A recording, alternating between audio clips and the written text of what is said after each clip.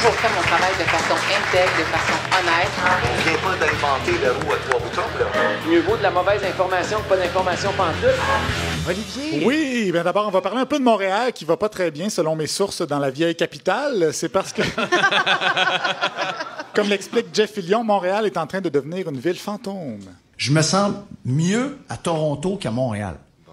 Le fond de communisme montréalais nous gruge quand on arrive à Montréal. La décadence de l'île nous gruge. Le fait que la ville est devenue fantôme en dehors des heures de... ça nous gruge. Et quand tu arrives à Toronto, ça sent l'économie, ça sent l'effervescence, ça sent le cash. Voilà! À Toronto, ça sent l'économie, tandis qu'à Montréal, ça sent le vieux bolchevique, un peu comme la Lavalière de Fred Savard.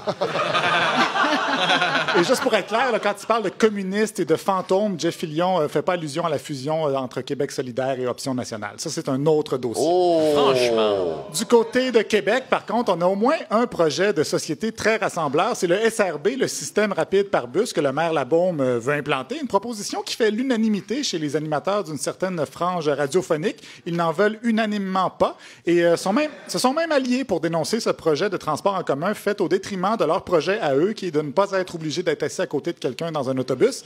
Alors, le désir de ne pas être transporté en commun est tel que certains, comme Gilles Parent du FM 93, ont répondu aux gens d'affaires influents qui lui ont posé la question qu'il allait mourir avant de voir le SRB. M'ont posé la même question quand je suis rentré dans le bureau. C'est quoi l'histoire du SRB?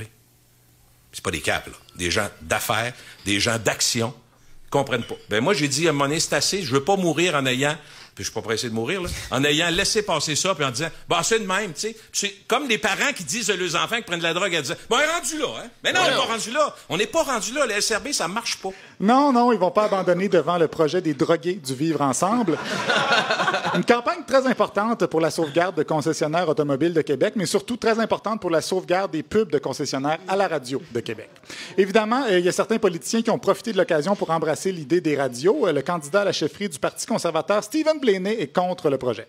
Je suis ouvert au transport en commun, oui. Mais qu'est-ce qui va se passer quand on va commencer à tout faire sauter la tête des ponts pour faire des aménagements quand on n'a pas de soupape, comme le troisième lien, pour permettre la circulation du trafic pendant ces travaux-là?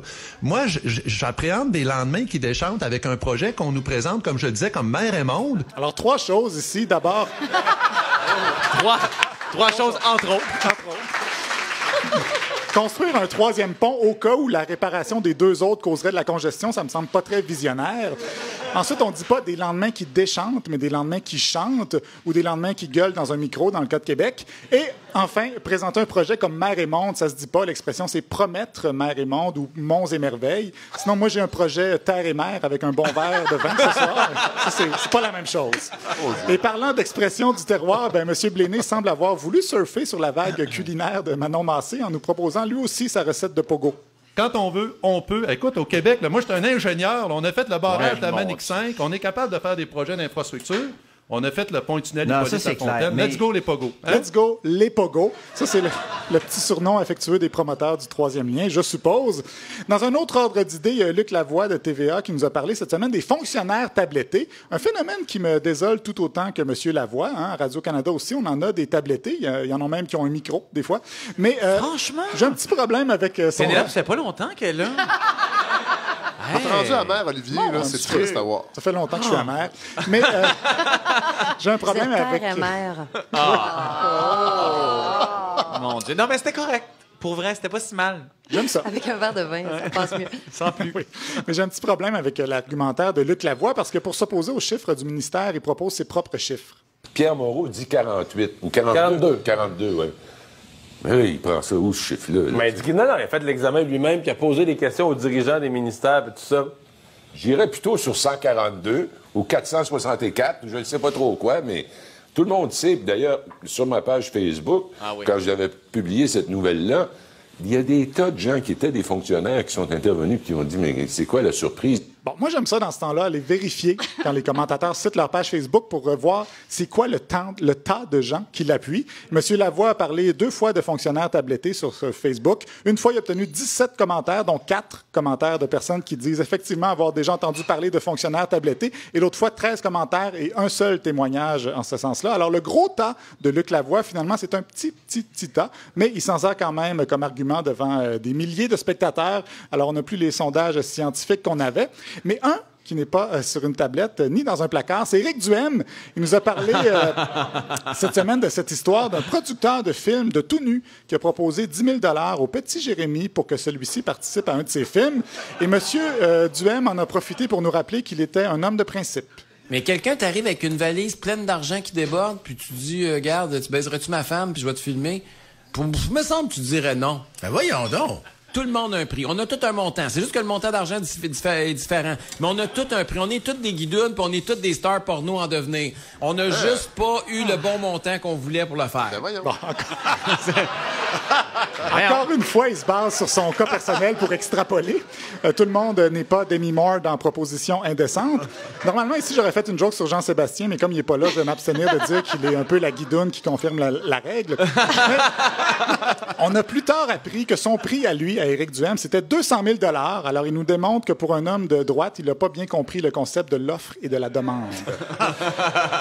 Sinon, il a été question de marijuana cette semaine et le premier ministre du Nouveau-Brunswick avait quelques inquiétudes par rapport à la légalisation. Comment on va faire sortant d'enlever la possibilité pour des criminels, pour des criminaux pour utiliser le cannabis comme source de revenus. Ce qui est bien, c'est qu'il s'est corrigé quand même, des criminaux. C'est sa deuxième langue. Ouais. Peut-être pas. Notre petit Olivier. Il s'appelle Galant quand même. En tout cas. Franchement. Enfin, il a été un peu question de nous à TVA cette semaine. Jean-François Mercier nous a cité à Piment-Fort. Arrête! La pire raison de lâcher l'école. Parce que t'écoutes, la soirée est encore jeune et tu penses que tout ce que ça prend pour réussir dans la vie, c'est de l'arrogance puis du mépris.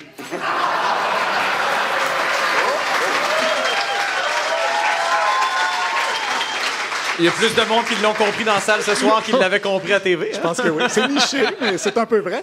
Mais comme dit souvent Fred Savard, le mépris, c'est tout à fait correct tant que ça se fait dans le respect. Tout à fait. Voilà. Merci, Olivier.